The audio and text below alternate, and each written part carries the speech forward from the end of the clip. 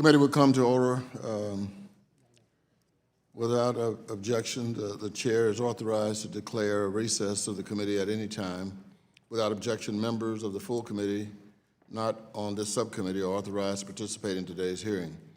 This hearing is entitled Promoting Corporate Transparency, Examining Legislative Proposals to Detect and Deter Financial Crimes. I now recognize myself for 3 minutes to give an opening statement. I'd like to thank Chairwoman Waters for creating this new subcommittee on national security, international development, and monetary policy. These are some of the most pressing issues facing our country and the world, and I'm excited for the opportunity this Congress presents to confront them head on. Many of the matters that are likely to come before this subcommittee have historically enjoyed bipartisan support. They go to the very heart of our most profound responsibilities as members of Congress, preserving America's national security and the United States' global position as an international leader in free and fair markets. I am convinced that there is no better issue to start our subcommittee's work than a discussion of policies to detect and deter these financial crimes. Since the last major anti-money laundering reforms in 2001, the national security threats that face our country have evolved profoundly.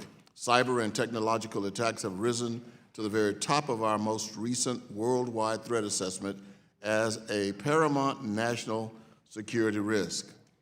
Underground online trafficking now allows for simplified avenues to transport illicit materials across the nation and around the globe. While the bill that we are dealing with today will close a number of loopholes that have allowed for financial crimes to be committed, it will also pull us into the 21st century by positioning the U.S. to face tomorrow's challenges. An innovation council will be created from this bill, represented by directors from each innovation lab who will coordinate on active Banks Secrecy Act compliance. It is imperative that we modernize our efforts to combat financial crimes because our adversaries will continue to modernize theirs. And this proposal is an important step, even though it's our first step. With that, I will also be sending a letter to Treasury's Financial Crimes Enforcement Network this week to discuss how FinTech is being deployed to confront illicit finance. I'm also happy to see that the committee will be considering Congresswoman Maloney's bill, which I know she and her team have worked very long and hard on. The straightforward bill provides needed transparency by requiring companies in the United States to disclose the financial beneficiary in order to prevent criminals and wrongdoers from exploring their status as a company for a criminal gain. I'm also pleased that we will be considering Congressman Lynch's Cryptocurrency Asset Recovery Rewards Act. This bill establishes in the Treasury Department a Kleptocracy Asset Recovery Rewards Program, which may provide rewards to individuals providing information leading to the restraining, seizure, forfeiture, and reparations of stolen assets linked to foreign government corruption. These are all very important proposals, and I'm eager to hear from our witnesses on their perspectives and insights. I will now recognize the ranking member for such time as he may consume. Thank you, Mr. Chairman. It's an honor to serve with you as the lead Republican on the National Security, International Development, and Monetary Policy Subcommittee, and I want to commend you for your work on anti-money laundering. The draft we have today, I think, is important and an important conversation to have. Some of the provisions that you've included originate from bipartisan bills from the last Congress, and I appreciate that bipartisan approach. I also agree that we must modernize our approach to anti-money laundering and the Bank Secrecy Act. I also want to applaud Congresswoman Maloney for her dedication over the years in combating the use of shell companies by criminals, terrorists, and rogue nations, and my colleagues Steve Lynch and Ted Budd for their work on the Kleptocracy Asset Recovery Rewards Act. We're fortunate to serve on this subcommittee because the jurisdiction that we cover is frequently very bipartisan, which I think will make our work easier, but there's a lot of hard things that we have to do. And I know that everyone on this committee is dedicated to preventing criminals and terrorists from accessing our financial network and financial system. While we may disagree about the best way to accomplish these things, we all want to keep money out of the hands of those who would cause us harm. The two benchmarks I'll use when I evaluate bills before today's committee are, number one, will the legislation be effective at accomplishing its stated goals? And second, will these bills be the most efficient means to accomplish their objective? Or do some of the provisions impose unnecessary burdens that can be improved on? As we try to answer those questions, we should also be careful to ensure our actions don't result in unintended consequences. The provision of the anti-money laundering draft speaks to this point. The provision which I support directs Treasury to conduct a study on de-risking. This is a practice of financial institutions closing accounts they deem high risk. And some of these accounts are genuinely suspicious and are rightfully terminated. Others belong to people who arguably are at the greatest need for access to our financial system, such as legitimate international charities responding to humanitarian crisis. Here, timely financial access to payment for medical equipment or supplies can have life-saving consequences. So I think it's important that we look at this practice. This de-risking is undeniably a result of our well-intended but sometimes flawed current laws and policies. As we examine our bills under consideration today, I want to be mindful to avoid these mistakes in the future. Thank you to the witnesses for being here today. I'm looking forward to hearing your testimony on today's hearing, and I want to thank the chairman for having this hearing. And I would like to yield 1 minute to the vice-ranking member of the subcommittee, Mr. Riggleman. Thank you, Chairman Cleaver, for calling this important hearing today. BSA/AML laws and regulations serve as a legal framework to help our financial institutions safeguard the financial system. From its origins in the 1970 Bank Secrecy Act, BSA/AML has attempted to adapt to continued threats of financial crime. I support FinCEN in its mission to enforce BSA/AML because I believe that preventing illicit finance on all fronts is essential to national security. I personally witnessed the benefits of cutting the head off the snake. However, I am very worried that the current framework is at times both onerous and outdated, and therefore unable to keep pace with emerging threats and evolved criminals that have adapted to our security posture. Criminals are constantly adapting their tactics, techniques, and procedures, or TTPs, to bypass our defenses. As Congress considers reforms to the law, it is critical that we provide the private sector with a flexible, suitable, and effective regulatory regime that actually assists banks and credit unions in preventing illicit finance. We should strive to equip regulators and financial institutions with clear directives and critical information, and create strong partnerships with law enforcement. Collaborative data sharing between law enforcement and financial institutions is essential to supporting FinCEN's mission. I am very much looking forward to hearing the testimony from our witnesses, and thank you for being here today, and I yield my time. Thank you. Thank you, Mr. Stivers. The chair now recognizes the gentlelady from California, the chair of the Financial Services Committee, Ms. Waters, for such time as she may consume. Thank you very much, Mr. Chairman, and congratulations on convening this first hearing on the Subcommittee on National Security, International Development, and Monetary Policy. This hearing is on an important and timely topic, promoting corporate transparency and safeguarding our financial system from terrorists, traffickers, corrupt officials, and other criminals. Our nation's anti-money laundering framework needs an overhaul.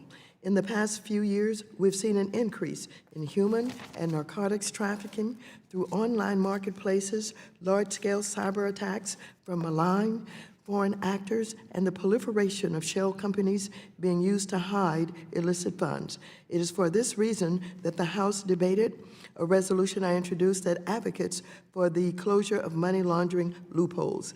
At the same time, we've experienced tremendous technological advances that can both help detect bad actors and facilitate terrorism and crime. The need for responsible innovation of new technologies is especially important in this rapidly changing environment. In addition, the Treasury Department and its partners need better access to actionable financial intelligence, and financial institutions, large and small, must better understand what is required of them in this shifting landscape. It is also painfully clear that some institutions unrepentantly abuse our financial system and are willfully blind to money laundering occurring within the banks instead of being held criminally accountable. However, these institutions often get away with penalties and fines that amount to a slap on the wrist. The legislation being discussed today would address these concerns while also improving compliance and innovation, thus strengthening the anti-money laundering framework. I yield back the balance of my time. Thank you. Thank you. Today, we welcome the testimony of our four witnesses. Our first witness is Mr. Jacob Cohen. Mr. Cohen is a subject matter is an expert with over 8 years of policy, regulatory, and operational experience working to combat money laundering and terrorist financing domestically and internationally. From 2012 to 2018, Mr. Cohen held various roles in the U.S. Department of the Treasury's Office of Terrorism and Financial Intelligence, including as policy advisor in the Office of Terrorist Financing and Financial Crimes. He also served for several years as the director of the Office of Stakeholder Engagement at the Financial Crimes Enforcement Network. He currently advises financial institutions and emerging fintech companies regarding Bank Secrecy Act requirements and potential exposure to economic sanctions, money laundering, and terrorist financial risk. Welcome, Mr. Cohen. The next witness is Mr. Dennis Lormel. Over the last 15 years, Mr. Lormel has served as the founder and president of DML Associates, where he provides consulting services and training related to terrorist financing, money laundering, fraud, financial crimes, suspicious activity, and due diligence. Prior to that, Mr. Lormel served as a special agent at the Federal Bureau of Investigation for 28 years, where in 2000 he became chief of the FBI's Financial Crimes Program. Following the terrorist attacks of September 2001, Mr. Lormel established and directed the FBI's Comprehensive Terrorist Financing Initiative, which evolved into the formation of the formal section within the Counterterrorism Division of the FBI, known as the Terrorist Financing Operations Section. Welcome, Mr. Lormel. The next witness is Sharma. Mr. Sharma is the founder and CEO of FinClusive, a digital financial services platform for financially underserved and excluded entities that leverages blockchain technology and risk compliance tools to drive financial inclusion, build economic resilience, and protect financial system integrity. Mr. Sharma previously served as Chief of Staff to Deputy Secretary Robert Kimmett and as an advisor to Treasury's senior team under Secretary Henry Paulson. Prior to that, he served as the Treasury's Office of Terrorism and Financial Intelligence, where he developed tools to combat transnational threats and financial crime and anti-money laundering, counter-terrorist financing strategies. Welcome, Mr. Sharma. Our final witness is Dr. Gary Schiffman. Mr. Schiffman is an expert in the economics of organized violence and the CEO and president of Giant Oak Incorporated. His company supports federal law enforcement and compliance professionals in regulated industries through software that brings the craft of behavioral science together with computer science and subject matter expertise to better understand patterns of illicit human behavior, such as money laundering, human trafficking, drug trafficking, insurgency, and terrorism.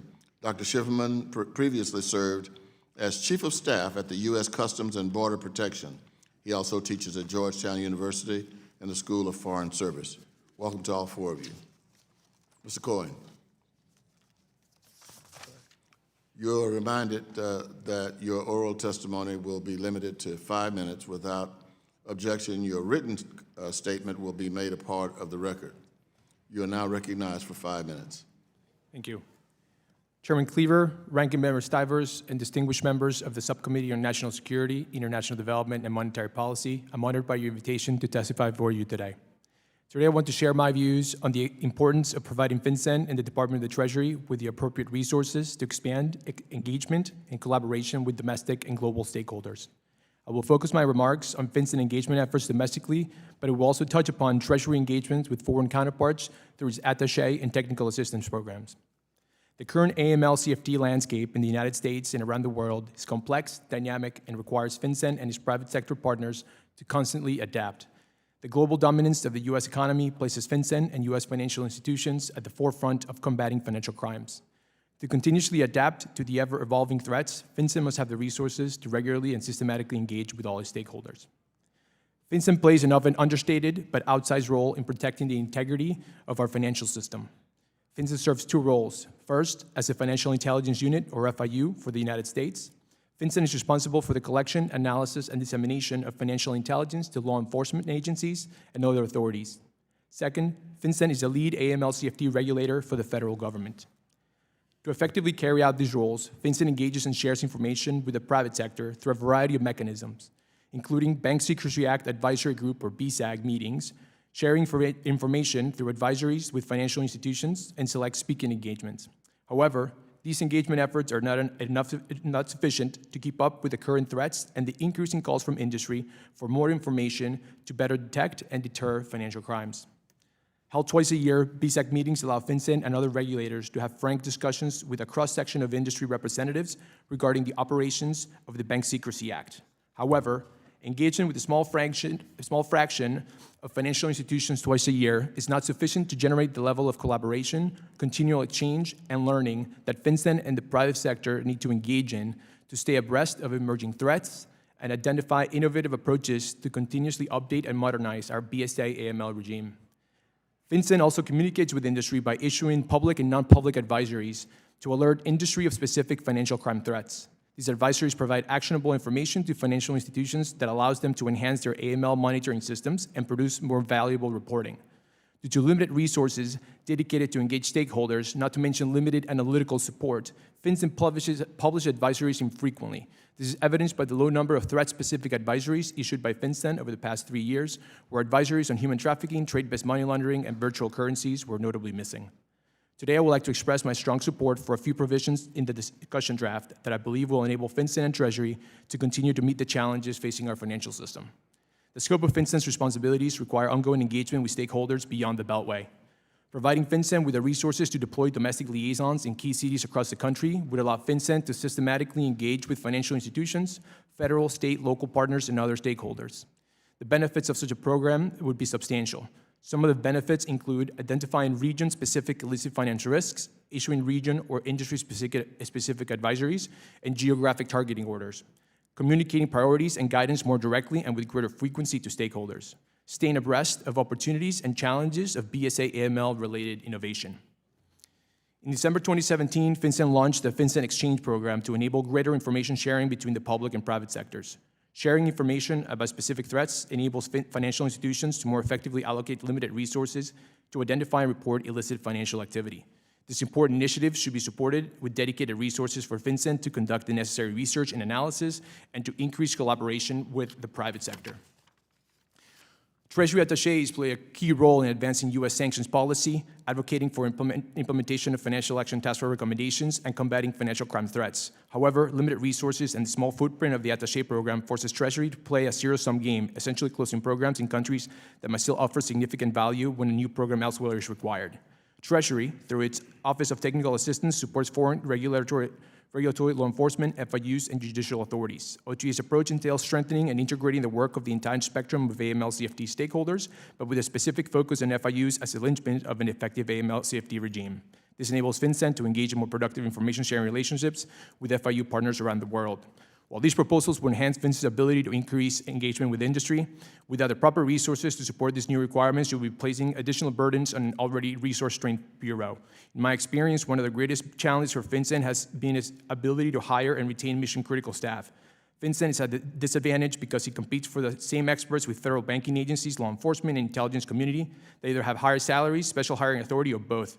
Allowing the Director of FinCEN to set salaries at the level of the FBAs will position FinCEN to better compete for quality candidates, and would also urge this committee, and I would also urge this committee to consider providing FinCEN special hiring authority to recruit high-quality candidates for mission-critical, hard-to-fill positions.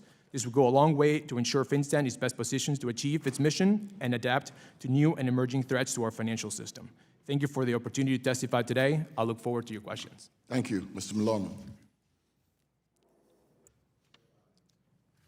Thank you, sir. And thank you for inviting me. I appreciate this, and I want to congratulate the committee for the work you're doing. I think this is really important. And in your opening remarks, I agreed with everything you just said. And Mr. Stivers, the comment you made about the inclusion and about the unintended consequences is really important. And that's one of the things I want to focus on later. Thank you for accepting my written statement, and I'd like to highlight some things around that. I've been involved in this space fighting fraud, corruption, money laundering, terrorist financing for over 45, 46 years now.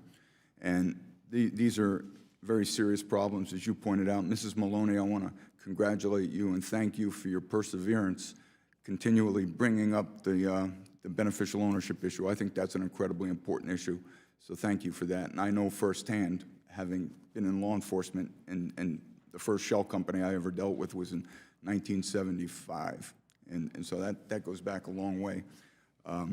I want to strongly encourage the committee to pass this legislation, the beneficial ownership legislation. I've been an advocate for this since 2012, and I think it's really important. I think all of the legislation that you're considering is extremely important. Interesting that you bring up the kleptocracy issue with, and Mr. Lynch, thank you for that, but the kleptocracy issue with the beneficial ownership issue, because kleptocracy, if you want case studies, go to every kleptocracy case out there. 1MDB right now is one of your most significant cases, and that has shell companies all over it, and it's so difficult to follow those cases. So, thank you for that. Looking at the beneficial ownership legislation, I think the best case scenario would be if we had the incorporation information captured and reported at the point with the state's secretaries of state. That's not a realistic opportunity, so I think the opportunity that Mrs. Maloney is advancing by using FinCEN as the conduit and the repository for information is our good case scenario, and it's our best alternative going forward. I think it helps law enforcement. It certainly gives law enforcement a lot of good access, and I'm sure we'll discuss in questions. In the other bill, I like what's not included in the other bill, which is the thresholds, the reporting thresholds for SARs and CTRs. In my written statement, I spent a lot of time on the Bank Secrecy Act, and law enforcement is your number one beneficiary of bank secrecy and the reporting. And having been an FBI agent, I was the first-hand beneficiary of suspicious activity reports and CTRs. So anything, I think anything to diminish the reporting levels would be very detrimental for law enforcement. And I would encourage every committee to really consult with law enforcement on that issue, because it's so important. In terms of the other things here, I like the theme in your bill about information sharing and building partnerships. Those are critically important. And the innovation, I'm not an IT expert. These two gentlemen are, and I certainly defer to them on that. But innovation is critically important. When you can combine partnerships with innovation, that's a win-win situation for us going forward. And I think that's critically important. I think the information sharing, if you can expand 314, that's a trend. One of the biggest things I hear, one of the detriments, is that we didn't have a consistent feedback mechanism to financial institutions. And I was partly responsible when I was running the financial crimes program. I met with the director of FinCEN on a regular basis, And we beat that to death trying to figure out how do you do it. Well, that 314A, how you recommended it here, of providing scenarios and kind of working concepts, I think is fantastic. I think that's the type of thing, and I think my old organization, TFOS, in the FBI, they have a tremendous working model just where they do that, where they have a working group with financial institutions and they share that information. And on that, I'm running out of time, so I'll stop and I'll look forward to questions. Thank you, sir. Thank you, Mr. Lormel. You have 5 minutes, Mr. Sharma. Ranking and distinguished members of the subcommittee, thank you very much for the opportunity to testify before you today. In particular, I'm grateful for the opportunity to discuss the support and several initiatives that this committee and others in Congress broadly are pursuing to modernize our anti-money laundering and counter-terrorist financing regime in the United States and the attendant issues that emanate from the U.S. Bank Secrecy Act amidst an ongoing and evolving financial crimes threat, not only in terms of the evolution of how criminals move money, but also the attendant consequences, or albeit unintended, of de-risking and the issues related to financial exclusion, which I believe are paramount and certainly related to our broader national security objectives. I'm happy to discuss during the Q&A session additional issues associated with this hearing, including corporate transparency, beneficial ownership, and other parts of Title I, II, and III. But I'm going to focus my short remarks on the issues related to strengthening the coordination between public and private agencies, in particular in recognition of the evolution of technology to advance some of these issues, not only for inclusion, but also to enhance, modernize, and make much more efficient the anti-money laundering and counter-terrorist financing regime for banks and non-banks alike. To start, I'd say that there's several important trends that are very, very important to recognize as we think about both the evolution of illicit finance threats, but also the evolution in financial services themselves. The first is the recognition that there has been and continues to be an exponential increase in financial intermediation taking place outside of traditionally regulated channels. Right, the direct extension of credit and lending by institutions, individuals to one another, peer-to-peer transactions, web and mobile-based banking, the increased digitization and tokenization of financial instruments and assets. These are just some examples. And under any rubric, we are seeing financial innovation blossom, where traditional financial market participants and increasingly non-traditional entrants are driving that innovation, and we have to take notice of the same when we think about modernizing and strengthening the broader BSA requirements that impact them. Secondly, this growth in financial activities outside traditional channels provides hugely tremendous opportunity to increase access for the globally underserved, the underbanked, the unbanked, and those otherwise financially excluded. Such efforts have understandably given financial regulators pause as non-bank entities and other non-traditional market participants have come in.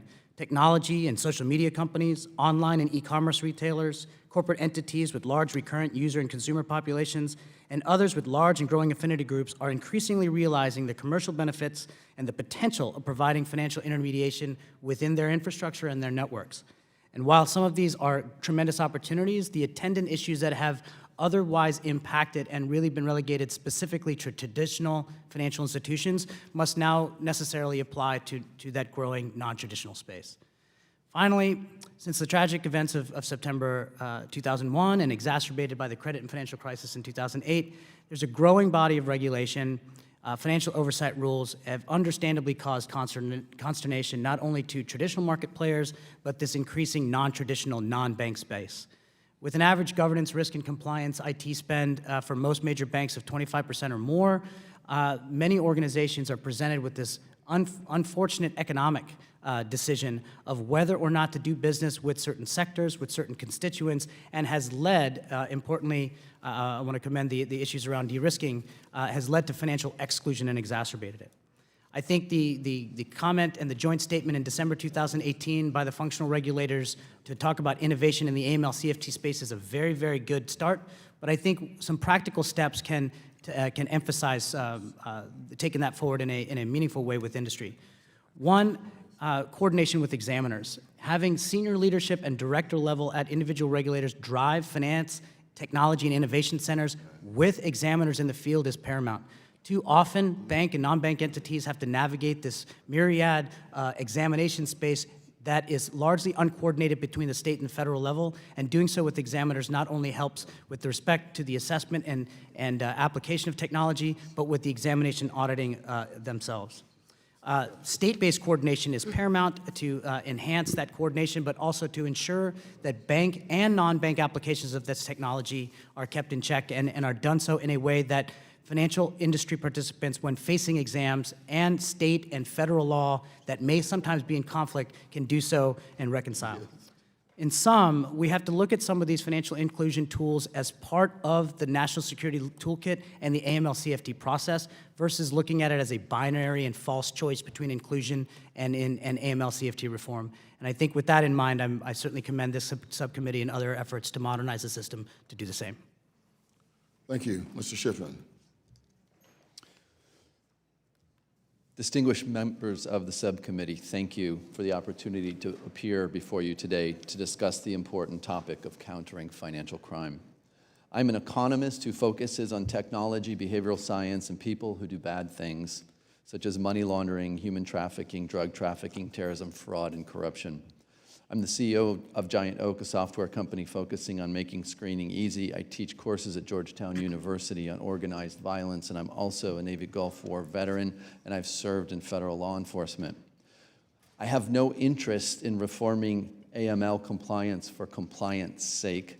I tell you about my background to emphasize this point. I come to the subcommittee today as a technologist to argue that we can and must do better to combat money laundering, trafficking, and terrorism and other illicit acts. Our current AML regime requires radical reform. We are inefficient. According to the United Nations, the estimated amount of money laundering globally in 1 year is 2 to 5% of global GDP. At the same time, spending to combat money laundering and the financing of terrorism exceeds $7 billion in the United States and $25 billion globally. However, the approximately 2 million suspicious activity reports generated by today's AML systems for FinCEN, less than 5% of those provide value. In short, it appears we have an AML regime which compels the industry to spend billions of dollars, generates mostly useless data, and counters less than 1% of the problem. We must do better. We can begin by harnessing available technologies and focusing them on supporting our law enforcement and national security professionals. When I say technology, I refer primarily to machine learning, artificial intelligence, and the application of behavioral science to patterns to data analytics. I define machine learning as the training of computers to identify patterns in data. If you imagine a spreadsheet with millions of rows and columns, it's not hard to believe that patterns exist somewhere in the data, but because our human eyes and brains cannot find those patterns, none of us will ever again live in a world without machine learning. By utilizing machine learning, we can teach computers to find and reveal patterns for us. Any future AML regime must include machine learning, and a future BSA AML regime without machine learning seems unbelievable. So what can we do? To build the best machine to detect and deter financial crime, one needs good training data.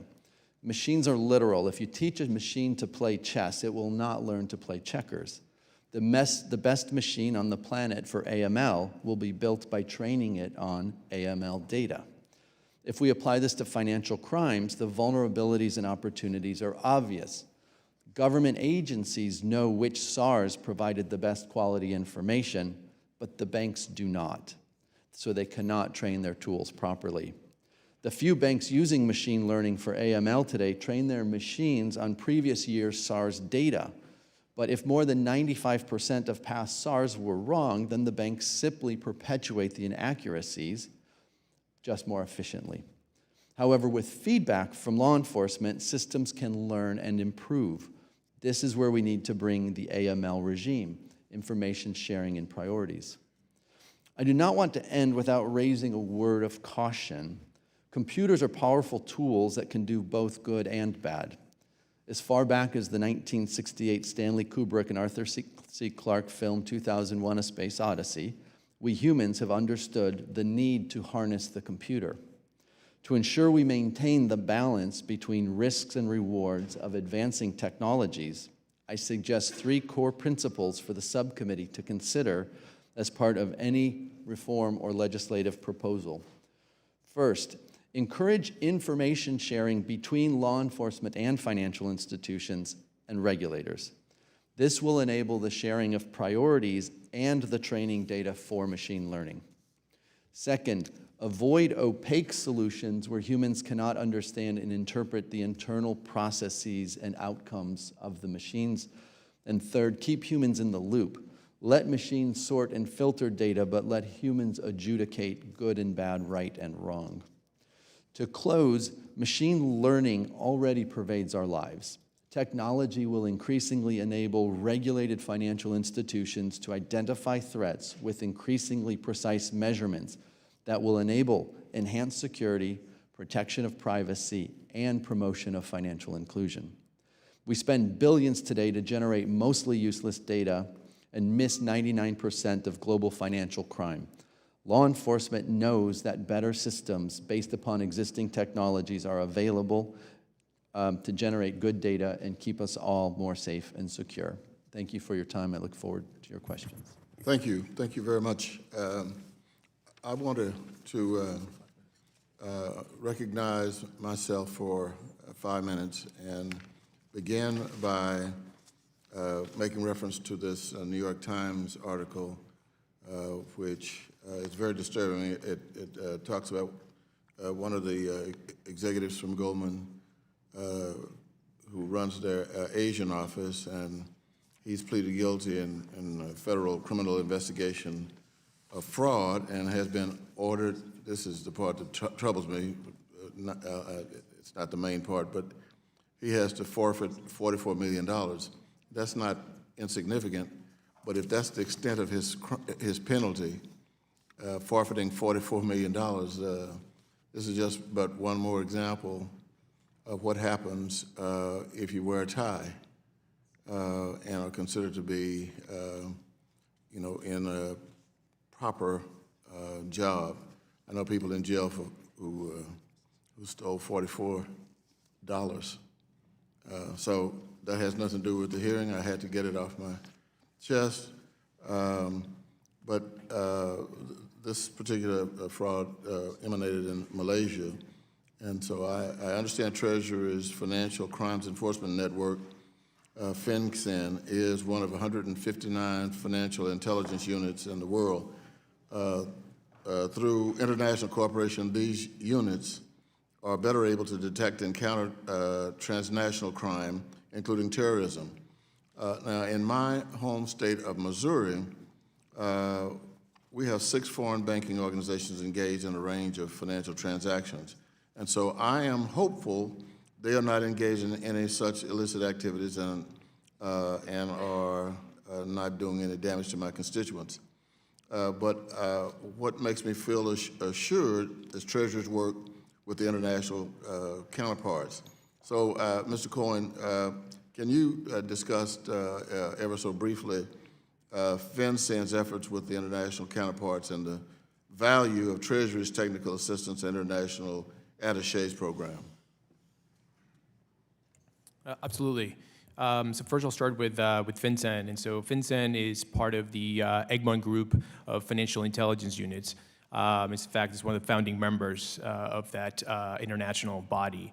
It is a group of, as you said, 159 FIUs that meets on a regular basis to discuss what the operational standards is for information sharing between these bodies, these financial intelligence units. Every country has more or less an equivalent of FinCEN. Some of these FinCEN has both financial intelligence units and regulatory responsibilities. Other FIUs just have one or the other, or maybe both. And so that engagement is tremendously important for the United States, as we're one of the predominant players in that space in sharing information with our partners. And the information that we receive is tremendously helpful for our law enforcement agencies and others. In regards to the Treasury Attaché program, that is a program where we have in select strategic countries around the world, just like you have CBP attachés or FBI attachés around the embassies around the world, you have Treasury attachés, but to a much lesser extent.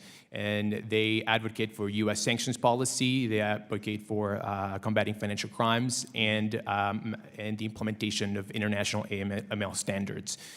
So in that sense, it's tremendously important. Yeah, thank you. I want to get to the FBI. Sure. I wanted to ask you, I couldn't hardly wait to ask you this question.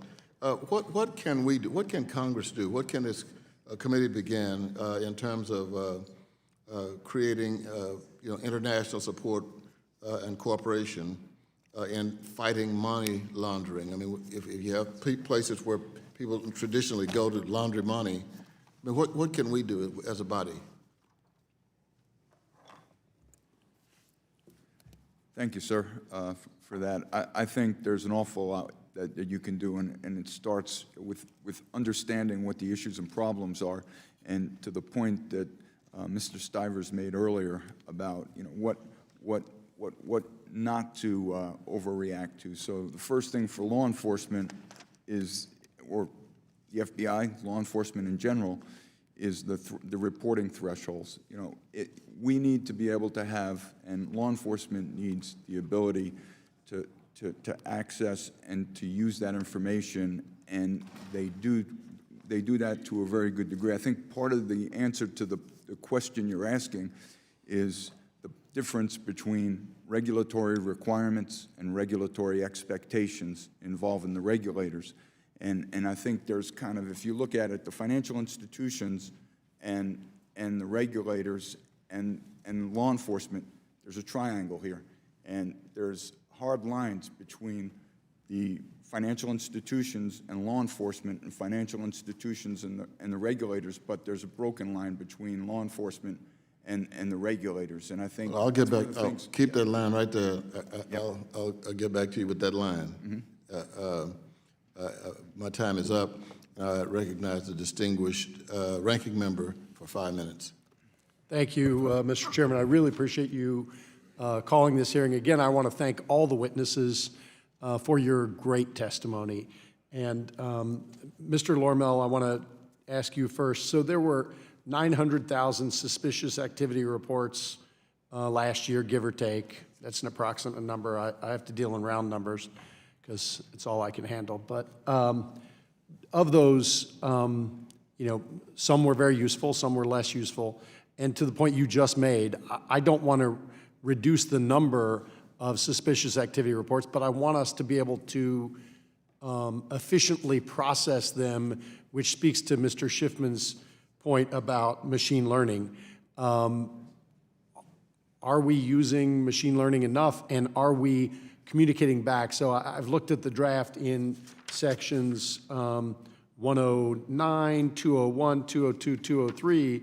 Nothing really refers back to the kind of machine learning and computers that have to happen to go through 900,000 reports. And are we helping create a more efficient system, to my opening statement again?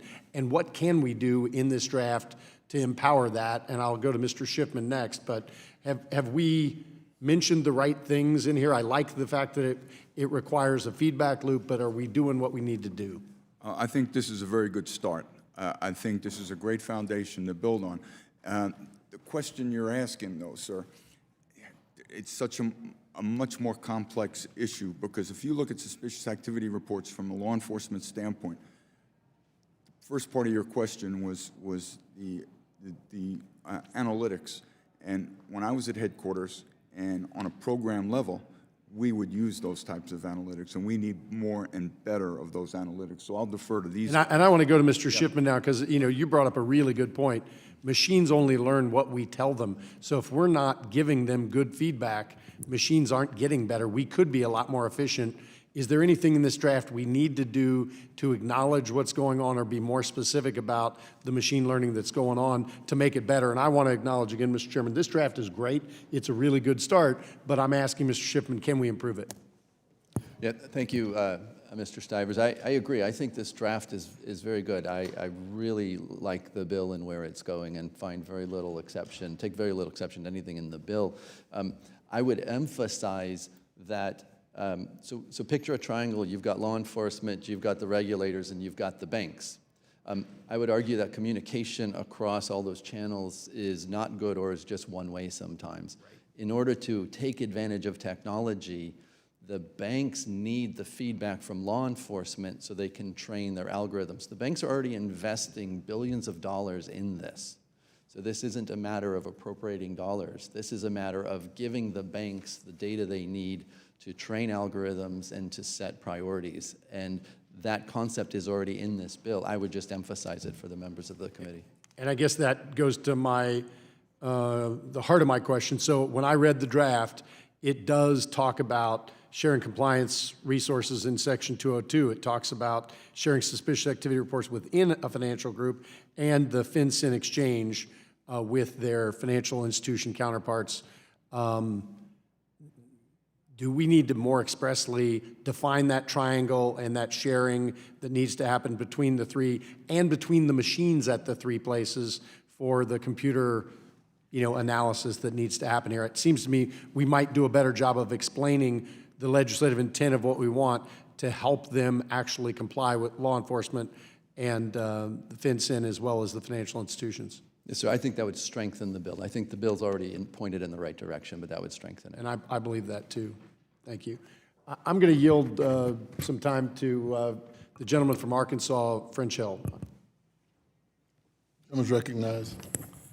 Thank you, Mr. Stivers. Appreciate Mr. Chairman calling this hearing. Just following up on that question, Mr. Schiffman, how do we protect the privacy of Americans in this triangle you described? What's in this bill that thoroughly protects people's Fourth Amendment right to privacy?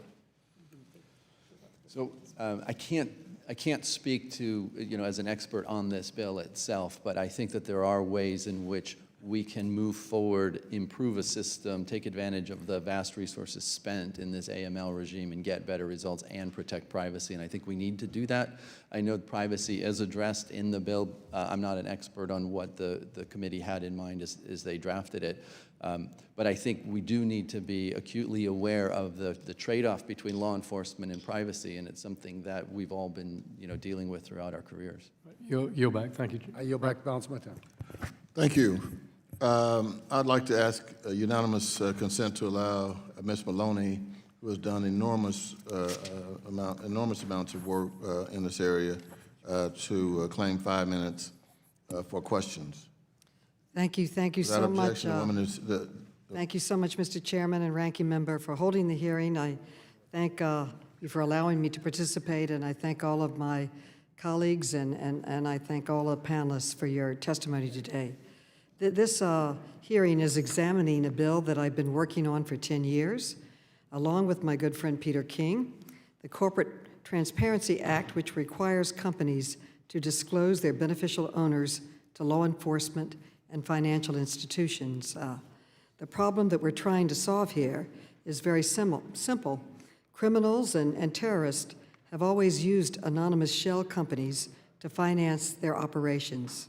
And because they never have to disclose who actually owns the shell companies, there's no way for law enforcement to figure out who was involved in a transaction conducted by a shell company. Law enforcement tells me that whenever they're following the money in an investigation, they always hit a dead end at an anonymous shell company. They can't figure out who's behind it, so they can't follow the money any further. This is a very serious problem in the city of New York. This challenge was brought to me by law enforcement, who are very concerned about, first and foremost, terrorism financing. We are a terrorist target. Since 9/11, numerous other people have tried to strike us. Where did they get the money? Where did it come from? Where did the technology come from? Where did the bomb-making skill come from? All of this information they'd like to know. And when they say they hit this LLC, they can't figure out who owns it. You can just ride through my district at night, the east side of Manhattan, and you'll pass buildings, complete buildings. There are no lights on. They're bank accounts. And they simply want to know who owns that bank account for national security. President Obama was so concerned about this issue that he even formed a task force the last year he was in office with Jimmy Clapper, head of national security, and others, trying to figure out how to pass this bill that would allow law enforcement to get the tools that they feel they need to protect us. To help address this problem, FinCEN passed a rule in 2016 that required financial institutions to identify the beneficial owners of the companies that open accounts with them. My bill would take this burden off of financial institutions and would require companies to disclose their beneficial owners at the time the company is formed. FinCEN would collect this information, and the only people who would have access to it would be law enforcement and financial institutions. And in the case of the financial institutions, the person with the information would have to allow that to be disclosed. I think my bill would help protect our national security, and law enforcement believes the same, and would provide regulatory relief for financial institutions.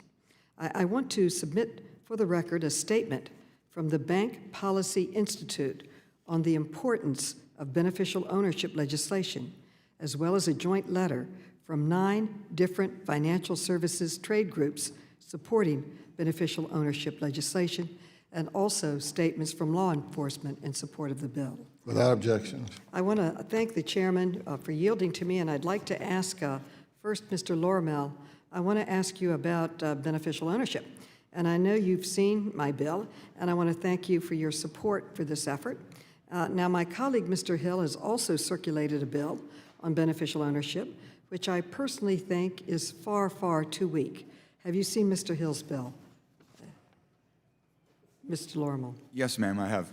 Do you think Mr. Hill's bill is workable, or do you think Congress would be better off and the safety of the American people better off passing my Corporate Transparency Act? I think your act is much more comprehensive. Mr. Hill, I thank you for your effort in this, but I think that you recommended that the IRS be the collection point, and that's not workable, sir, from my experience. And I think that Mrs. Maloney's bill is much more comprehensive. You also, Mrs. Maloney, you don't have any thresholds. You're asking for all beneficial ownership. I didn't believe that to be the case in the other bill. Are you concerned that I congratulate Mr. Hill's interest and hard-working efforts, but are you concerned that Mr. Hill's bill doesn't even have a provision that would give law enforcement access to the beneficial ownership information? Yes, ma'am, I think that's a serious problem because as a law enforcement... Yes, go ahead, finish. Okay, just to the point about access, as an FBI agent, I wouldn't have access to that information because I'd have to have a court order to get IRS information, especially tax information. So why even collect information if you can't see it? Right? Has my time expired? Yes. Thank you. Thank you so much Thank for you. allowing me. Chair now recognizes the gentleman from the great state of Texas, Mr. Williams. Thank you, Mr. Chairman.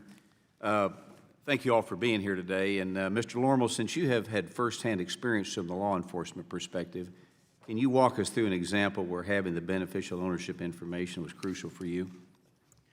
Yes, sir. I served 10 years in New York. I was a supervisor in New York. Back in '83, there was a case that we had with a broker-dealer, and it was an internal embezzlement of about, at that time, 18 million. So you can imagine that 18 million today would be a lot more. The subject to embezzle that money set up at first 4 shell companies, and then he expanded to 8 shell companies, and working through those shells to get to, and back then it was a lot more difficult because we didn't have the internet. We had a paper trail, and so working through those shell companies was very, very difficult. There were so many impediments to get around them, and to develop the evidence that we needed, it was very challenging, sir. Okay, thank you.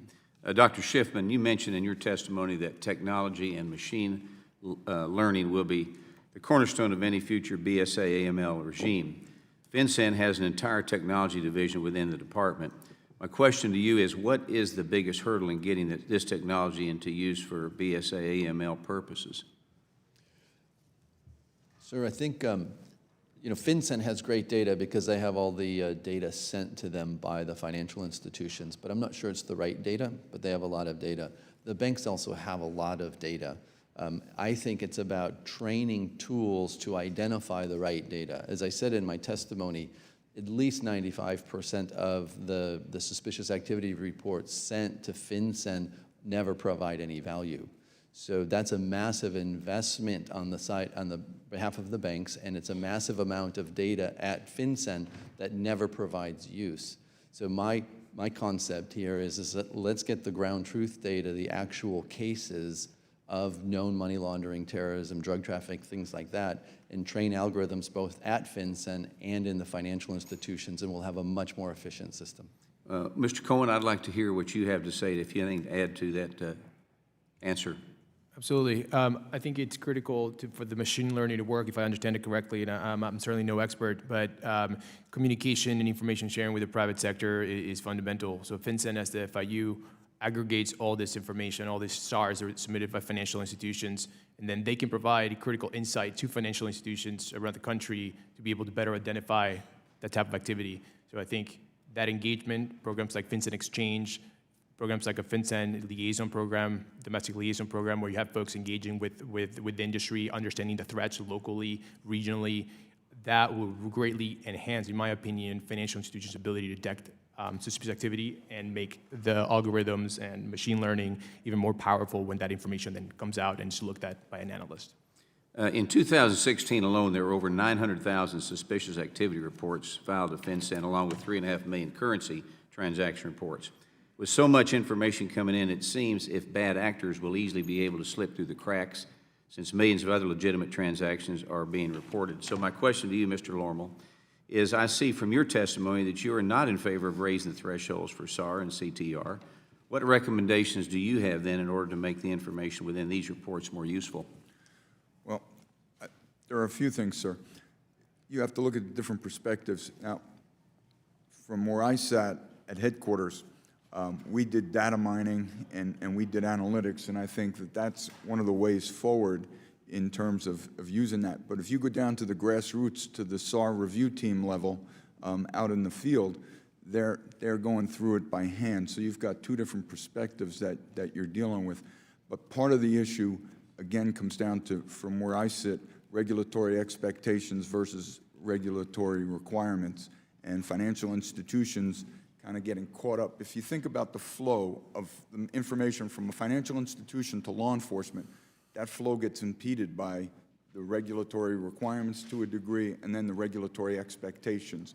So part of the answer also is the feedback. We have to have a better feedback mechanism, like Gary said, from law enforcement, where the banks understand and they get those scenarios. I think the bill that you guys have introduced, you're setting the stage for that with 314. Thank you for your testimony. Thank you. Chair now recognizes the gentleman from Colorado, Mr. Perlmutter. Thank you, Mr. Chair, and gentlemen, thank you for your testimony. I want to focus first on sort of the technology piece of this thing. We've got two detectives, one in the Treasury, one a police detective, and then sort of two technologists who want to help them have the best information they can have. So, Mr. Sharma, you said something, though, that I was kind of scratching my head. You said that growing regulation, IT costs, and compliance has led to financial exclusion. Am I sort of quoting that right? What did you mean? I didn't know what you meant. Right. Thank you for the question. What we've seen, especially with global financial institutions, certainly Western financial institutions and U.S. in particular, is that the combination of growing financial sector requirements vis-a-vis AML compliance and the ongoing fines that have increased over time, many of which are fully warranted for negligence or willful blindness, et cetera, many institutions start looking at particular types of transactions, particular types of entities and constituents as just high perceived compliance risk. An example would be global remittance flows. And if I, as a bank, am spending an increased amount of time energy, man-hours, and money on understanding money services businesses, fintech companies, and other non-bank FI activity that are sending money to the tune of hundreds of billions over the course of a year, but that's costing my business a lot from a compliance perspective. Many institutions have just said, I'm not going to do business at all. The unfortunate, And so how would you, and quickly, how would you remedy that? And then I've got some questions for right. Mr. Schiffman. This is where I think technology plays a vital role, both in terms of the use of applied and advanced analytics like AI and machine learning, distributed ledger technologies that can bring real-time transaction tracking and client monitoring while preserving essential personal identifying information in the back end, offer great promise to do these things in an environment that has been a very high, traditionally man-hour, compliance-centric, intensive. So these two technologies have tremendous promise to drive inclusion and keep folks in the system, while at the same time following the anti-money laundering, know your customer, customer due diligence, monitoring and transaction tracking that are essentially to the compliance toolkit. All right, well, thank you. And so to Mr. Schiffman, and kind of Mr. Hill, brought up the fact that we want to have as much information, make it as effective as possible for our law enforcement, but we're all subject to the Constitution and, rights to privacy and things like that. So you, three of us, Mr. Gonzalez, Ms. Wexton, and I are all on the Science Committee, and you talked about HAL from 2001: A Space Odyssey. I talked about Skynet from the Terminator. So you brought up the fact that we need to. Why did you bring up HAL? What is it that you're worried about with artificial intelligence, sort of in this arena? Well, if you recall, Hal wouldn't let Dave back into the spacecraft. Right. And I know. I mean, in the Terminator, Skynet became aware. Right. All right. Absolutely. And singularity is when the computers become aware. So I'm not trying to minimize it, but Right. I think the concern is that this. Yeah, I'm over on the fiction section, not the nonfiction section. The concern, though, is coming back to the Constitution, coming back to the right of privacy. You said we need to focus on three core things: information sharing, avoiding opaque solutions, keeping humans in the loop. Can you expand on that a little bit? Sure. Machines are literal. They'll do what they're taught, and they don't know right from wrong. They don't have judgment. So you could intentionally or inadvertently program a machine that does the wrong thing. And that's why we always need to have, in my opinion, a human in the loop. Humans do know right from wrong. Machines don't. Machines do what we tell them to do. That's why I want to live in a world. My point is we're not going to stop machine learning, artificial intelligence. It's here to stay. It's pervading every aspect of our life. Therefore, it will make it into AML. So let's deal with it, and let's keep in mind that we want humans in the loop, so that way we can address things like financial inclusion and things like privacy. And if we don't think a lot about that now, we're gonna be in trouble later. Okay. Thank you, Mr. Chairman, and it was fun talking about that. I yield back. You and Dr. Schiffman need to go into the corner. The chair now recognizes the gentleman from Arkansas, Mr. Hill. Thank you, Mr. Cleaver. Appreciate that. Appreciate Mrs. Maloney's long years of work on the Corporate Transparency Act and her various iterations of it over the past couple of Congresses. And of course, all of us support the adequate disclosure that we need for law enforcement to do their job. That's really not in question here. And since the Know Your Customer rules were promulgated as a part of Graham Leach, banks have been collecting this information and had obviously a responsibility for 40 years to file suspicious activity reports. Mr. Lormel, I was reading your testimony on page 7 of your testimony. You say your longtime preference is that the states collect this information, and you said they resist doing that. Are you aware of Congress having hearings on the states collecting this information? Yes, sir. And back in 2012, I was actually invited to the annual conference of NAS, the National Association of Secretaries of State, where we discussed this issue. And I They fully- resisted, of course, and, that's their Yes. prerogative. Yes. But we have 50 states, we have a federal government, federalism, and we incorporate entities at the state level. And hadn't this been a problem for years as an FBI agent, you would say that your biggest concern are all the Californians who claim they're Nevadans, right? For tax evasion purposes. Isn't that a big problem in this country, tax evasion using the laws of Nevada if you're a California or the Alaska Trust? Yes, sir. Yeah, so we have this challenge with the states, but if we had a set of best standards and beneficial ownership requirements that the states could collect and should collect, in your view, I think, based on reading your testimony, you'd support the states doing a better job of being transparent there, wouldn't you? In most circumstances, I probably would. Yeah, well, that's the way I took your testimony, so thank you for that. I mean, so I think we all agree to that. It'd be great if there was consistent information collected by the states in a machine-readable format. We don't have it. I argue that that's never really been requested by the federal government on behalf of national security or tax evasion purposes, not that I can read in the record. So I'll leave it at that for the moment. I know Secretary Mnuchin prefers that. I know members of this committee prefer if the states would do that. One of the issues, though, you also bring up in your testimony on page 8, you raise serious concerns about FinCEN's capacity to collect and disseminate beneficial ownership information. Is that in your testimony? Yes, it is.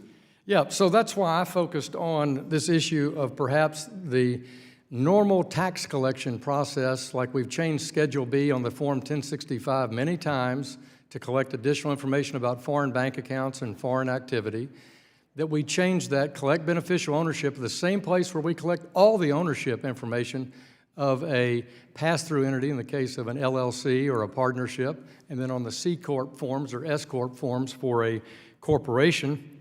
And we change the question there, and we have that material. And contrary to the testimony you all exchanged in your colloquy, it would be shared with FinCEN from the IRS. So that's the way my bill reads.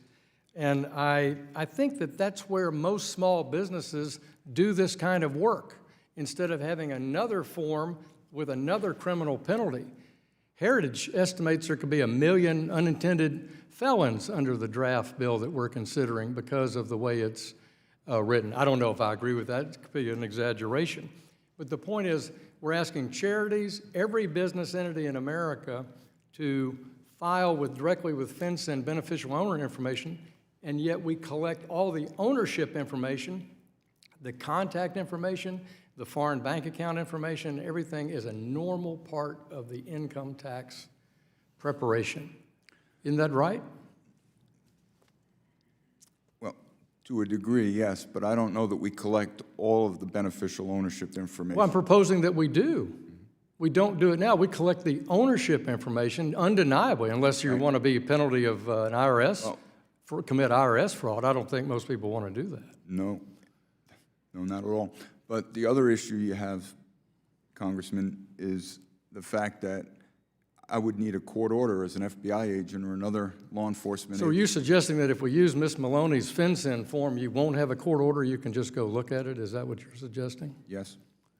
You think that protects people's privacy, or should they have a reasonable reason supported by law enforcement to go look at people's information? I think that's very reasonable. So in my paper records, I'll yield back. Thank you, Mr. Chairman. Thank you. The chair now recognizes the gentlelady from Virginia, Ms. Wexton, for 5 minutes. Mr. Chairman, I have no questions for these witnesses. The chair now recognizes the gentleman from Ohio, Mr. Gonzalez, for 5 minutes. Thank you, Chairman. Thank you, everybody, for being here and for your testimonies today. When I think of the challenge before us, I think of my home state and I think of fentanyl. I think of fentanyl coming from China, going into Mexico or going through our mail and coming into my community. In Ohio, over the past few years, we have lost, in each individual year, more people due to the opioid crisis than we lost in the entirety of the Vietnam War. More people in a year than the entirety of the Vietnam War. It's absolutely devastated my community. And so I thank you all for the work. I thank this whole committee for the work and the commitment to stopping money laundering and making sure that we take care of the people of Ohio. When I think of machine learning, and Dr. Schiffman, you will correct me if I'm incorrect, I think you need good data and you need it at scale, right? You need a lot of good data, essentially, and the more good data you have, the quicker your machines will be able to train themselves and be able to spot nefarious actors. In your testimony, you talked about 2 million suspicious activity reports, but less than 5% provide value. Mr. Cohen, if I could quickly, does that sound accurate? That's a bold claim. I have not heard that before, but is it truly, I mean, most of the data is just not useful? I can't speak to the numbers. I do know that the data is tremendously useful to law enforcement agencies and our international partners. Again, if you're talking about percentages, I don't know those numbers. Okay. Well, Dr. Schiffman, could you talk about that a little bit? How are you kind of making that claim? So there's a footnote in my okay. testimony for that claim, and it's the Clearinghouse article called "By the Numbers" on AML. Okay. Thank you. So, my next question then would be, again, to Dr. Schiffman. So it sounds like we have a bad data problem, essentially, among others. But what data do we need that we're not collecting, or how can we improve the SAR process just generally? Sir, thank you for the question. The idea here is in the world we live in today, where we're talking about this new generation of technology, we have to get data and algorithm into the same place at the same time. So how do we do that? We can compel banks to send data in to FinCEN, and that's what they do, but we don't do a good job of letting the banks know this data was good, this data wasn't, because if we did that, then they could refine their algorithms and send better high-quality data more efficiently, right? So it's just a matter of thinking about data and algorithm at the same place and same time to do the training, because your understanding of machine learning is exactly right. It's about having good data and quantities of it. Okay. And then quickly, Mr. Lormel, so I talked about the fentanyl crisis in Ohio. Could you describe sort of how that works from a shell corporation standpoint and how they bury essentially what they're doing inside of these shell corporations? You could liken that with the fentanyl to any number of crime problems, but using your example there, if I have an operation and I've got people out there pushing fentanyl for me, then at some point that money needs to get into the system. And so one of the ways I'm going to get that into the system through shell companies, and the more opaque I can make that, and the more layers I can put in there, the more I'm going to be able to comfortably move my money through and start to legitimize it again. You raise, you move, you store, you spend. And the more that you store and you move, the more opaque it gets. And that's exactly what I would be doing if I was involved in one of those operations. Thank you. And with that, I will yield back the balance of my time. Thank you. The gentleman yields back. Chair now recognizes the gentleman from Massachusetts, Mr. Lynch. Thank you very much, Mr. Chairman, and to Ranking Member Stivers as well. Thank you to the witnesses. We really appreciate it. I'm familiar with all of your work. Thank you so much. Mr. Lormel, I did not realize you had been doing this for 46 years, though. You must have been violating the child labor laws when you started out. Just like me. You can take the fifth on that. So I've been on this committee a while, and for a while I was chairing the task force on terrorist financing before they made it a subcommittee. And so we were involved in Kabul Bank. We had a situation with the ATMs in Gaza that were operated by Arab Bank. Nigeria, we had a terrible diversion of natural resources. In all those jurisdictions, we had very weak rule of law. And so one of the ways that we were able to get at that was that FinCEN, thank you, Mr. Cohen, was able to work with people on the ground in those countries that actually provided firsthand information. So we were able to get at this. So that's what led to the kleptocracy bill, because in many of these countries, especially developing countries, because of the lack of rule of law and the lack of a strong independent judiciary, it's the only way we can get at this stuff. And FinCEN's been doing a lot of this stuff already. It just haven't been formalized, but that's what I hope to do in my bill. I'm just wondering, Mr. Lormel, if there's, well, let me shift. Mr. Sharma, you're dealing with a new area, and I'm aware of your work with CGS before on doing a lot of this work. Mr. French Hill and myself have been asked to head up this FinTech task force now. We just started it. Ms. Waters created it. What are the dangers, what are the new and different dangers that we see moving from the sort of brick and mortar system to online banking and, you know, the digital dimension of this? Are there new and different things that we need to upgrade our regulatory framework to address that type of threat? I know you've been doing a lot of that work, and also you've been doing great work on underbanked areas and things like that. But just the technology change, how would we best respond to that threat? A couple things. I really appreciate the question. So in my opening statement, I talked about a couple of trends that I think that we need to layer in as we look at oversight. Yeah. One is that increased financial intermediation is just happening outside the banking network. Yeah. And so shadow banking, you mean? Shadow banking. But I mean, more importantly, right? I mean, I often tongue-in-cheek ask the regulators, when was the last time you visited Walmart? When was the last time you visited Target? When was the last time you visited Amazon? These are banks. Yeah. At the end of the day, these are institutions that have certainly a nationwide, if not global, network and engage in credit, lending, stores of value, et cetera. And so now you add that to the growing and emerging non-bank and fintech space, and there is just increased financial intermediation there. And so from a regulatory perspective, we need to start looking in areas outside of what has been traditional covered institutions. The second is in the context of how some of these new technologies, in particular on the advanced analytics side and in distributed ledger, actually provide tremendous opportunity to the unbanked. And some of these are macro challenges that we treat as compliance challenges. Let me ask you to pause there, because we have had some major hacks of blockchain technologies, Bitcoin in particular. Yeah. So we've had, 350, the Mt. Gox and some others, $350 million worth in one whack. So have we, and those were fairly recent, I think the last one was 2014, but have we got to a point where we trust this system? And believe me, I know in theory that blockchain will work, and it's probably our best hope, but are we there yet to a point where we can actually, as a Congress, sort of endorse this going forward without having some level of fear for the risk that it creates? I believe blockchain and some of these technologies aren't panaceas. They aren't going to be the end-all, be-all. We do need to understand the difference between the applications of these technologies in areas that are hackable or corruptible, as we have seen in the Mt. Gox and other crypto areas.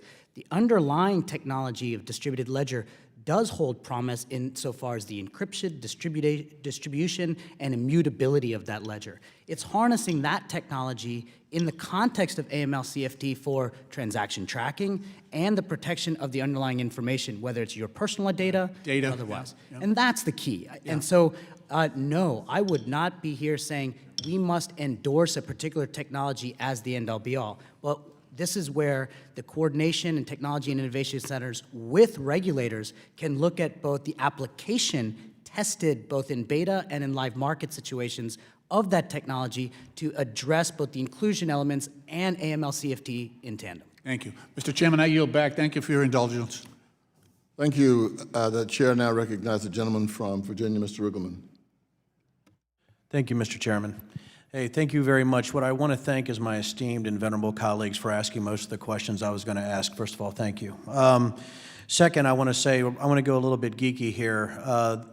My background's a little bit different, I think, and so I want to tell you guys what I've done before I ask some of these questions, because I'm looking at you four up there. I looked at your resumes, looked at your bios, and I'm very impressed. And probably it's going to be all of you trying to ask some of this, but for about 26 years, I've been in counterterrorism. For the past 15 years, I've been involved in trying to build data ecosystems to automatically predict what would happen in a command and control networks, right?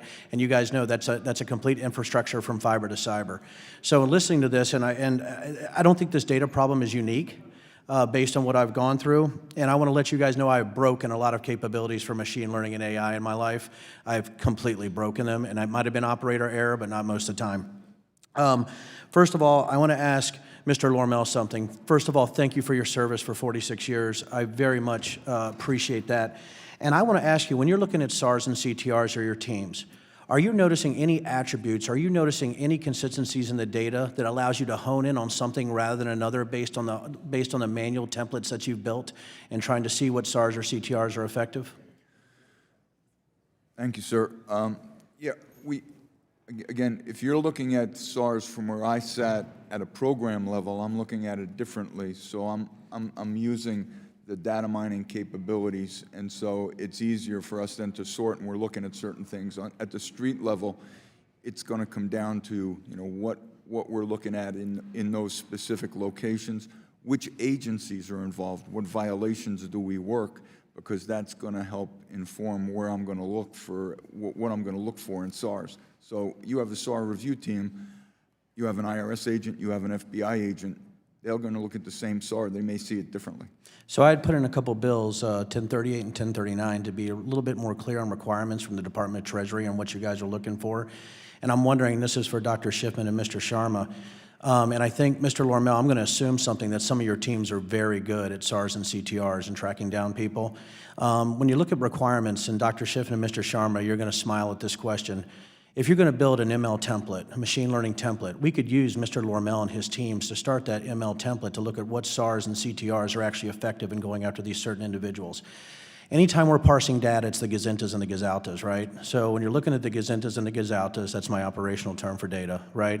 When you're looking at that data, and we use Mr. Lormel's template, is it possible that we could actually build within the bill, or whatever bill that we pass, the ability to be more specific on requirements based on the templates that are built? Could you, Mr. Sharma and Dr. Schiffman, look at the specific in SARs and CTRs based on machine learning where we could be more specific on what's to be reported so it's not everybody in the world trying to report these specific items? And either one of you can start.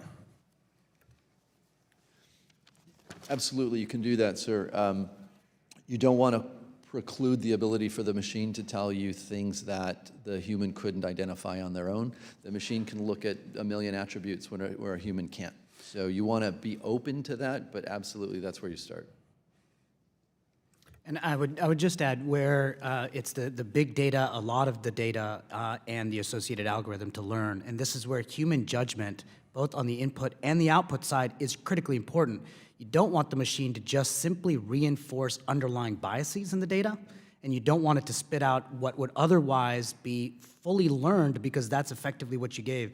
This is where the 46-year esteemed career of Dennis Lormel plays a huge part in informing machine learning. And then secondly, technologies like distributed ledger can, in fact, allow for permissioned access across a number of different data stores that by mandate have to be protected. I would say that I don't think we should take a human out of the loop in any of those processes, right, as I think that's where we're going to, right, Mr. Sharma? No human out of the loop. But I think my biggest fear, I've owned multiple companies. I filled out multiple forms, whether they're OOIs, TTB types of information, all the background check you got to do. I had to do federal acquisition requirements. I've had a lot of fun in my life, trying to go with regulation. But when I look at what Mr. Hill's talking about, and we're looking at the bills across the committee, I think if Treasury is more specific in those requirements based on maybe machine learning that you guys could do for us, maybe we can dig down and actually build out of those 1065s, OOIs, background checks that we have, and use data parsing to get the information that we have from the templates that are built by Mr. Lormel's team, and then actually transition those to machine learning or AI or algorithms that can dictate what we want for requirements rather than just going a wholesale sort of beneficial ownership, like cataclysmic idea of data.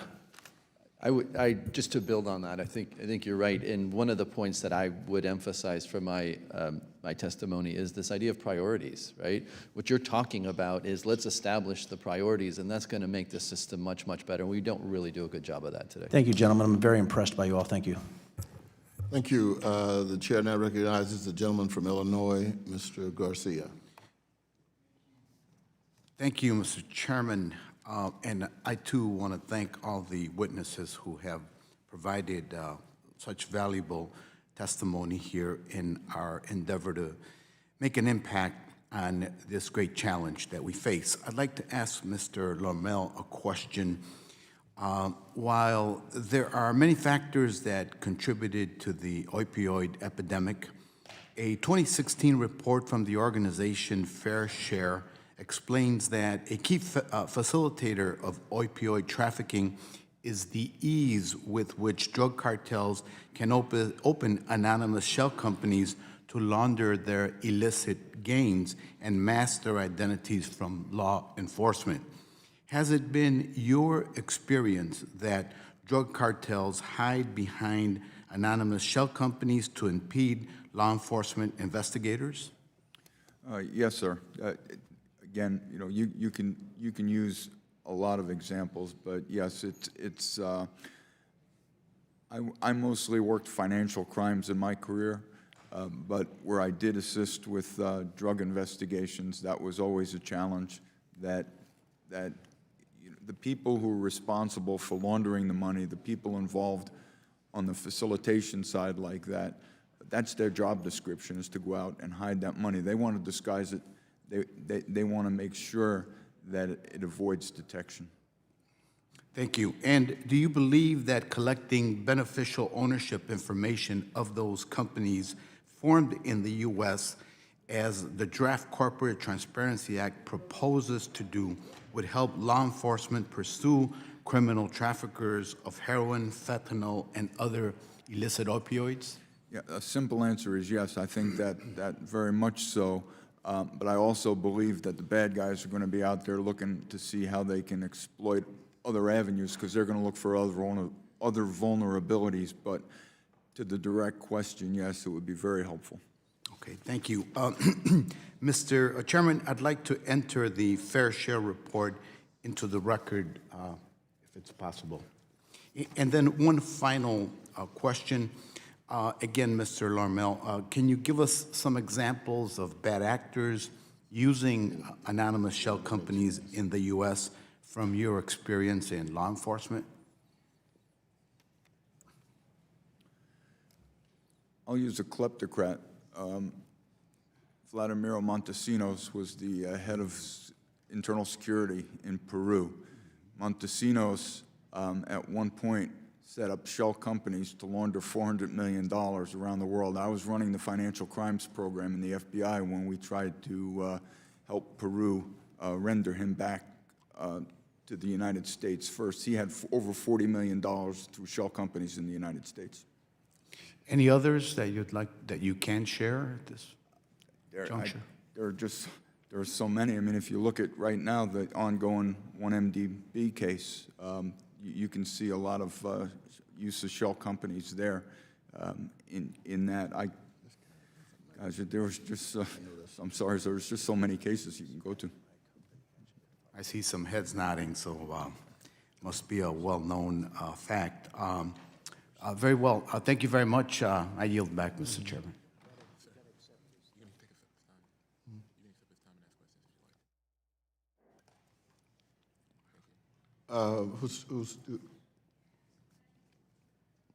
The gentleman from Tennessee, Mr. Rose, recognized for 5 minutes. Thank you, Mr. Chairman. I yield my time to Mr. Hill. Gentleman's recognized. I thank the chairman. I thank Mr. Rose. Appreciate his time and willingness to do that. Mr. Cohen, I was interested in this issue of kind of balance. We were talking about the most important things, data from CTRs and SARs and beneficial ownership. All these things are clues to put the puzzle together to catch bad actors, domestic, and to my point, and international. What do you think the most fundamental is from your time at FinCEN? Is it the SAR, really, the suspicious activity report, is it the best clue among that group of many things, you think? I can't single out like a single report that is most effective. I think it just depends on the nature, and I think Dennis will speak better to that. I think every law enforcement agency, every single piece of the puzzle provided by that particular report could sort of break a case. So, I sort of don't want to say what report is best or not. Certainly, the suspicious activity reporting is very important when you talk about the threats to the U.S. financial system, because a lot of that obviously comes through, our financial institutions. Yeah, having done it for 35 years in both the brokerage business and the banking business, I mean, the nice thing about it from a law enforcement point of view is it isn't quantitative, it's qualitative. There's some rules around it, and there's the categories in which you report. But if it's a suspicious activity, you have a duty to report, which is an ideal source of clues. Yes, absolutely. And I mean, I would add that, look, the sophistication of financial institutions varies, right, around the country and around the world. The resources you have to devote to, having, some banks have a dedicated financial intelligence unit internally, and others, but others, maybe have just a few people, right? And so I think working closely with the private sector, with financial institutions, law enforcement already shares a lot of information with them. Having FinCEN as the aggregator, right? Because FinCEN has a big picture of all the SARs. They were the ones who collect all the SARs. Right. Law enforcement. Thank you. Appreciate that response. Sure. Mr. Lormel, on the issue of structuring, big issue, no matter, we have a CDD rule put in place at Treasury last May, and of course it arbitrarily took 25% of a company you're supposed to report the beneficial owners. And yet, when we look at IRS data, it can be 0 or it can be 100% ownership of a company, a shell company in your example. When we pick a number like 25% that Treasury did in the CDD rule, isn't that just super easily just structured around? I know there's no right answer there, but what's your perspective on, and I would say most law enforcement people, you can't give them enough information, and you can't give it to them fast enough, and you can't give it to them better without a warrant. But with that caveat, how do you feel about that 25% and having done it for 4 decades? What's your view of that? There's always going to be wiggle room. So you've got that 25%. I always make the misstatement if it's a good bad guy. A proficient bad guy who really understands how to move money is certainly going to be able to circumvent that. Yeah, and that's an area where if you had aggregated information that you blended with SAR data in a legal way, you have a much better shot at moving that success ratio up. Mr. Cohen, in your experience at FinCEN, does FinCEN aggregate open source data with that SAR trail as you're building a case? And to kind of respond to Dr. Schiffman and Mr. Sharma's analysis. I'll caveat that by saying I was not an analyst at FinCEN. They do, from my understanding and working closely with them, yes, they do aggregate open source information with the BSA reporting that we receive. Yes. Right. So there are many good things, Mr. Cleaver, in this bill that are really improvements over the work, and I think Mr. Perlmutter and Mr. Lynch and Mr. Pierce in the last Congress, we've listened to a lot of this. A lot of what we've heard is captured here, like trade-based money laundering and expanding the target on real estate, something concerned to the chair and to Ms. Maloney. So there's many improvements here, but I think we need to really try to find some bipartisan consensus on this definition on beneficial ownership. But I thank Mr. Rose, and I'll yield the time back to Mr. Rose. Chair now recognizes Mr. Sherman from California for 5 minutes. I want to focus a little bit on cryptocurrencies. I think ultimately they'll be swept into the dustbin of history, but for purposes of these questions, let's assume that they'll continue to be around for a while. They undercut the power of the United States government. First, the U.S. government makes a lot of profit off of seigniorage, maybe mispronouncing that term, the profit we make by minting money. We get to spend it first. Our banking sanctions have been incredibly effective, in large part because of the importance of the U.S. dollar. And cryptocurrencies seek to deprive the United States of this money and this power. Now, among those rejoicing in the hope that cryptocurrencies will be successful are our foreign enemies, and also a strange group of people who view themselves as patriotic Americans. They just want to disempower the U.S. federal government. A certain libertarian stream that wants us to stop terrorism so long as there's no power in the U.S. government. We want a currency to be a medium of exchange and a store of value. The U.S. dollar is clearly superior to any cryptocurrency in those two things. So it appears as if, from the user's standpoint, the advantage of cryptocurrency is that its system of for design and transmission is designed to evade the U.S. government. That's not only useful to terrorists, it's useful to ordinary criminals, and it's useful to people who view themselves as law-abiding Americans. They just want to cheat on their taxes. Does cryptocurrency offer the user an advantage over U.S. currency or other euros or whatever if they're not intent on evading federal law? Mr. Sharma? Sure. Thank you for the question. I think that the first thing that we need to be taking great care of is that not all cryptocurrencies are the same. Not all cryptocurrencies are treated equal. Not all cryptocurrencies are created for purposes of full evasion or anonymity. In fact, there are tremendous benefits with respect to digital assets. And let's Well, the dollar can be a digital asset, Correct, too. exactly. I'm saying cryptocurrencies as compared to a dollar. Obviously, you wire money. You've been doing that for 100 years. Correct. And you can say, well, cryptocurrency is better because you can wire it. I do want to move on to another question. Mr.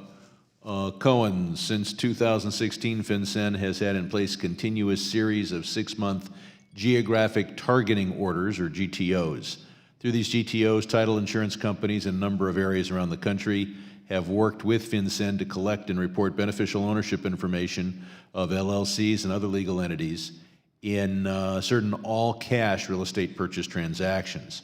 It's my understanding that currently title companies are the only segment of the real estate industry taking part in federal law enforcement program to prevent money laundering. How did FinCEN come up with the decision to rely primarily on title companies for the collection of beneficial ownership information to combat money laundering in real estate? And to your knowledge, has beneficial ownership information collected and reported to FinCEN by title companies benefited law enforcement efforts? I'll have a quick reply to that because while I'm aware of the issue, I was not involved in the specifics of the matter, but I do know that FinCEN worked very closely with law enforcement agencies and industry in order to develop the GTO in question. And I do know that information that has been provided, I think it's been reported publicly, has been useful to FinCEN. And are the title companies paid for their efforts in this area? I'm not sure. Sorry about that. Does any other witness have a response to that question about title insurance and GTOs?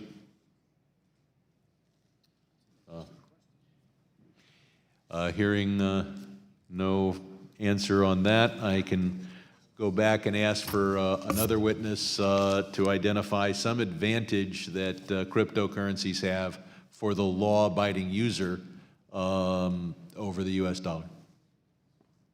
Mr. Schiffman. Dr. Schiffman. As you said, sir, cryptocurrencies have gained appeal in kind of this, you know, the libertarian and the sort of movements. The advantage to criminals is that it has anonymity, or actually pseudonymity, and so therefore it's like cash, but it's much easier to move around than cash. It's the only currency designed chiefly for law evaders. I'll yield back.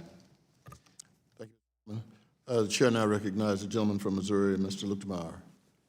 Thank you, Mr. Chairman, and thank all of you guys for being here today. Mr. Lormel, I just want to first thank you for your service, and then I'd like to ask you about, you know, and you've talked a little bit today about the levels on SARs and CTRs, and, you know, I have a concern about that from the standpoint of, you know, it hasn't been raised since it's been instituted 30, 40 years ago. I think Mr. Schiffman, Dr. Schiffman made a comment that most of it was wasted. Can you give me a justification for not raising the SARs and CTRs? Whenever you have thousands and thousands of these things, millions of them, quite frankly, and it takes hundreds of thousands of people How many people at FinCEN does it take to overlook these things when it takes hundreds of thousands of people to put them together? You certainly bring up a good point, but in today's environment in particularly, I think one of the biggest problems that we're looking at now is microstructuring and smaller amounts. The biggest threat we have is the homegrown violent extremist.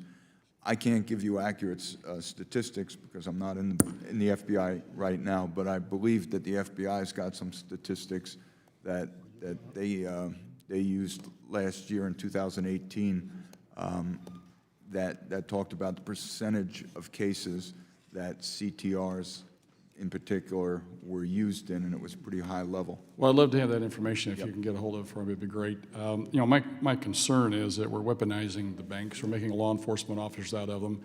You know, I understand your position. The more information you have, the better a chance you have to catch somebody. But let me ask you this question. Would you support putting a policeman in every single corner to prevent crime? I'm sorry? Would you like to see a policeman in every single corner to prevent crime? In a perfect world, yes. Okay, that's my point. In a perfect world, if we had a single SAR for every single transaction. So where do you draw the line? Do you draw the line on having an office to put patrolmen every so many blocks, every so many miles? It's just like the SARs and CTRs. Right. There's a cost benefit here. At some point, right now, you've deputized the banks to be part law enforcement officer with what you're doing. On that point, that's dangerous in the sense that I would never call the bankers and want to deputize or give them any. They're not enforcing law, but they're gathering data for you, just like a detective would. Right. They're gathering data to be able to help you make a case. Their responsibility is to identify suspicious activity and report it, and that's really important. I'm not trying to say this shouldn't be done, but I'm trying to say, look, we've got to find a cost benefit, a spot, or sweet spot. And we'd like to work with you to find a sweet spot where we can raise this threshold to allow the hundreds of thousands of millions. Some of these banks are paying millions of dollars to do these SARs, and according to Dr. Schiffman, most of it's wasted. So Dr. Schiffman, I want to ask you to go back over your numbers for me. Can you give me those numbers again? I think I saw 5% of SARs and TTRs actually provide value. Is that what you said? Yes, sir. Nobody knows for certain, but the estimates based upon polling done of the banks and others in the clearinghouse report, it's 5% at most. It looks to me like most of the money laundering in today's world, is that not done with cryptocurrencies anyway? I don't know that that's. If you look at the size of the amounts. I think what you would find, sir, is that most of the money laundered in the world is in cash, and we're not going to outlaw cash. It's laundered through cryptocurrencies, right? You convert hard the cash cash to cryptocurrencies, and then in some instances, but no, I would not argue, nor have I seen any data to support that the most laundered instrument in the world is crypto. I don't believe that's true. Really? Okay, that's the information I've been given by multiple people, so that's interesting. Okay. Dr. Schiffman, you have continue on? I would say just to bring the law enforcement and Mr. Lormel's perspectives in mind together, law enforcement loves the FinCEN database right now because it's massive, and 5% of a lot of data is a lot of data, right? So they have a lot of data that they like, and I wouldn't want to take that away. As Mr. Hill was saying, I don't want to take data away. I'm not advocating taking it away. I'm trying to find a way for everybody to live here, be able to do your job to find the bad guys, but yet don't push all the costs onto the financial institutions and say, if you don't do this, then you're part of the problem. Right. I think we love the current system because it's the system we have, but I think across law enforcement there's this understanding part of the bill that there's a better the BSAML bill that we put together last year, Congressman Pearson and I had in there a pilot program that had, I think, using some of your technology, Dr. Schiffman, to have an algorithm sit there and figure out by the transactions that go through a bank in a day's time, you can pretty well figure out when you come in the next morning, there'll be a program or a printout setting there, say, well, you got 3 people you need to take a look at, but transactions for the day, versus SARs and CTRs. That may be an indication, but there's a whole lot of other transactions, I think, if you use the right algorithm, that can actually do a better job. So that's my point. There's a better way to do this than SARs and CTRs. Yes, thank you very much for your testimony. Mayor, I'd like to thank all of the witnesses for your testimony today. You've been very helpful to us as we've dealt with an issue, and one of the beauties about this particular hearing is that There is no partisan component to it. So, without objections, all members will have 5 legislative days